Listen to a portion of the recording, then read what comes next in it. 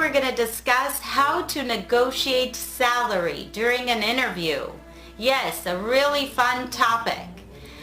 In fact, most people are very uncomfortable to discuss this topic. It's one of the most uncomfortable topics during an interview, and 38% of the population does not negotiate salary. Yes, I was pretty shocked when I read this because it's amazing that people would go to a job every day and not care about how much they're making.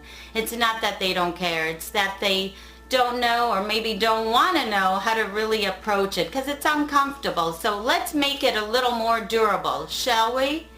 Okay, so prior to the interview, you must do 3 things.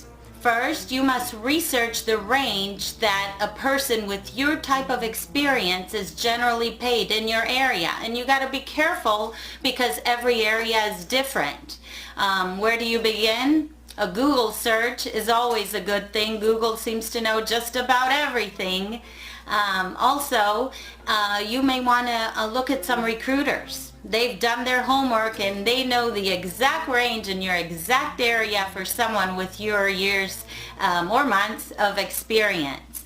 Once you know that, the second thing that you want to know is what is your walk-away point. This is very important because if you have a history of making $70,000 a year, you're probably not likely to accept a position that offers $40,000 or $50,000 a year.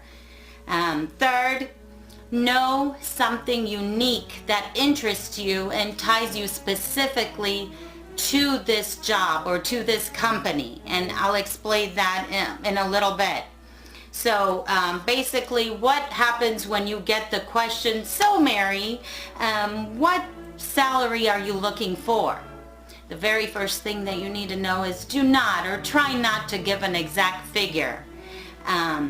Giving an exact figure will pigeonhole you into an area that it may be tough to back out of, or it may have you give a figure that's not in line with what they really want to pay you.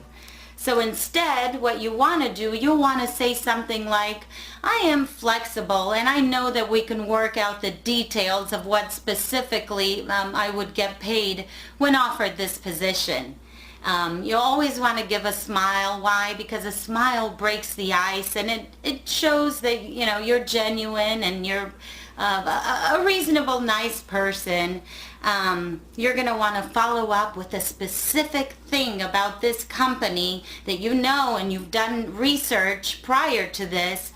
For example, I am interested in biochemical engineering and I would like to grow with a company that's a pioneer in this industry, and I know XYZ Corporation is a pioneer.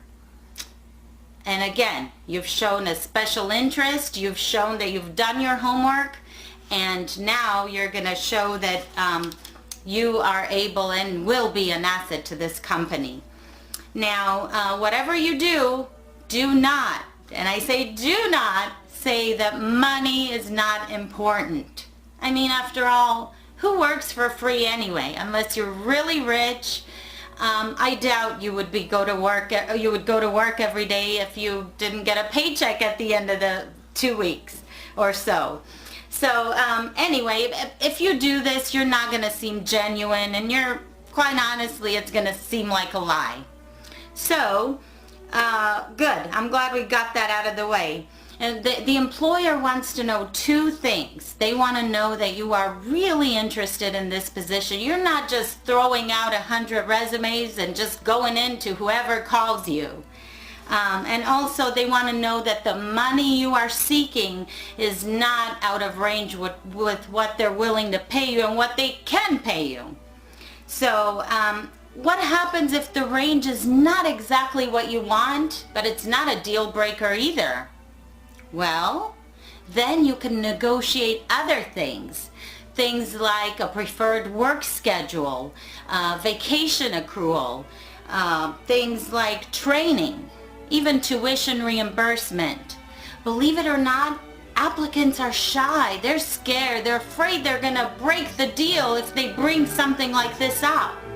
And if you're not rude about it and you show you're kind and you kind of test the waters and bring it about in a delicate way, I guarantee they will respect you more, and you have more chances, 80% more chances of impressing them, and most likely causing them to possibly give you a job offer if you try this, rather than if you don't do anything at all.